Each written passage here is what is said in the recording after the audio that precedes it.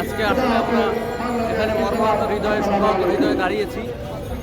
আমাদের নৌসেক্টরের ঘটনা কালকে আমার নৌসেক্টরের একটি জাহাজ এমভি আলবাকারা জাহাজের 7 জন নাবিককে নৃশংসভাবে হত্যা করা হয়েছে ডাকাতির মাধ্যমে। এই ডাকাতরা আমার ভাইকে হত্যা করেছে।